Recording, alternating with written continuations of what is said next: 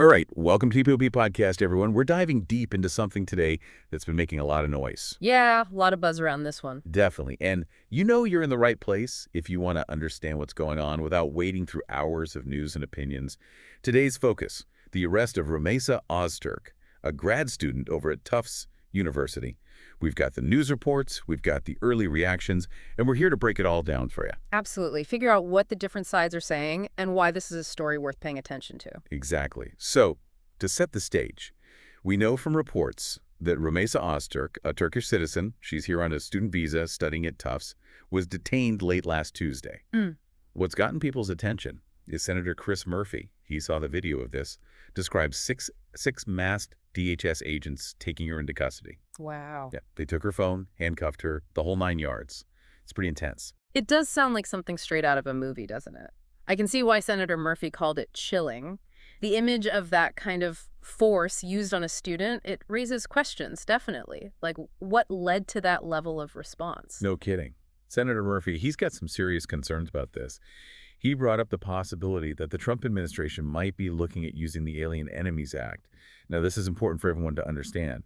Senator Murphy's point is that the president already has plenty of power under existing laws to deport anyone who's considered a threat or have been involved in criminal activity or, terrorism. Right, and what's key here is that emphasis on the existing legal framework. It's almost like he's saying, why pull out this really old, rarely used law when there are hardy ways to handle security threats? Exactly. It almost feels like there's a bigger shift happening, a change in approach. Yeah, definitely raises that question. And he goes on to say he's worried that maybe the administration is trying to, put the country on a war footing by using this Alien Enemies Act.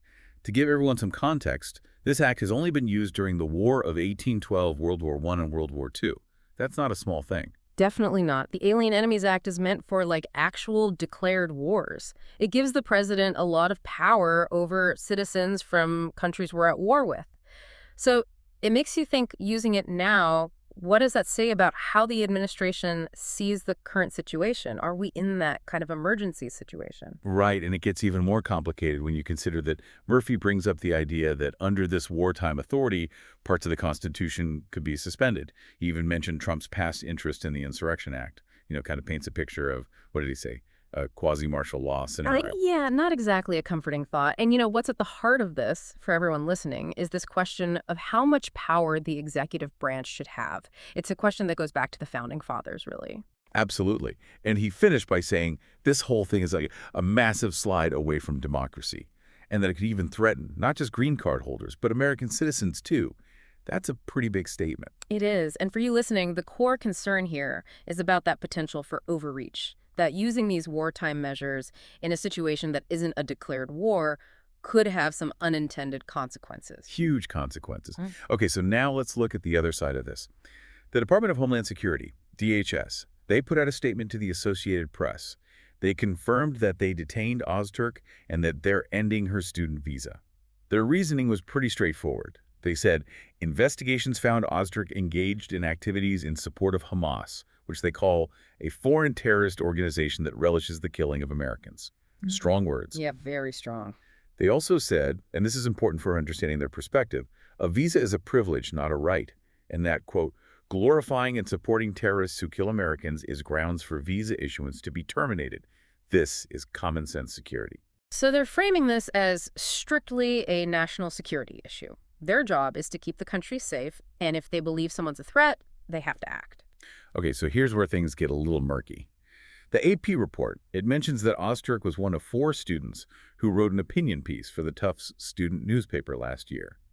In it, they criticized the university for not doing more about calls to, quote, acknowledge the Palestinian genocide and to stop investing in companies that do business with Israel. The interesting thing is, this op-ed is the only example of what's being called anti-Israel activism that's linked to her by this group called Canary Mission. So you've got the DHS using this phrase, activities in support of Hamas, but the only concrete thing we see is this opinion piece. That raises some questions, doesn't it? Are there other things they know about that they haven't made public, or are they saying that this op-ed alone is enough to show support for Hamas? And it gets even trickier when you look into Canary Mission. They're described as a, quote, controversial organization that keeps tabs on students who they say are promoting hatred of the USA, Israel, and Jews on North American college campuses. So right away, you have to take that into consideration. Canary Mission has a very specific viewpoint, and not everyone agrees with their methods or their conclusions. Right, and Friends of Ozturk told the AP that she wasn't really involved in any other protests or anything like that. Plus, her lawyer has filed a petition in court saying that she was detained without any explanation at the time. So for you listening, think about this. You have a private organization with a particular agenda, and their information is part of what the DHS is using to justify this detention. That's a complicated situation. And then you have this question of due process, the idea that even if someone's suspected of something, they have the right to know why they're being held and to defend themselves. It feels like we're seeing this clash between security and individual rights playing out in real time. Absolutely. It's a classic dilemma. How do you protect the country without sacrificing the freedoms that make it worth protecting?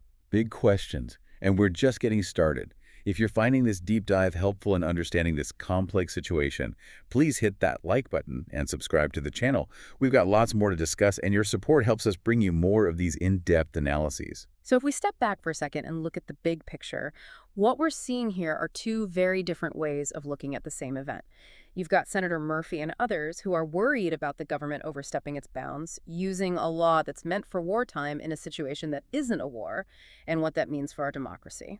And on the other side of the DHS, they're focused on national security. They believe they have the authority and the duty to take action against anyone they think is supporting terrorism. And these differing views highlight some really important questions that we still need answers to. Why use the Alien Enemies Act when there are already deportation laws? What exactly are these activities in support of Hamas, beyond that one opinion piece? And, what role did Canary Mission play in all this? It makes you wonder, what information are they using to make these decisions? And why wasn't Oster told why she was being detained, at least according to her lawyer? Yeah, and, this lack of transparency, it raises concerns about fairness and due process, which are really important for everyone, not just in this case, but in any situation where someone's accused of something. Right. This case really shines a light on this constant tension between security and freedom, especially when you're dealing with people who aren't citizens but are here studying. And it makes you think about how much we value transparency and due process, even in matters of national security. We're in the middle of a crucial conversation here. Yeah. How do we balance protecting the country with protecting the rights of everyone within its borders, citizens or not? It's a conversation that's been going on for centuries, and it's just as relevant today as it ever was. So for everyone listening, here's something to really think about. How should we as a society balance free speech and academic freedom, especially on college campuses, with the need to address potential threats?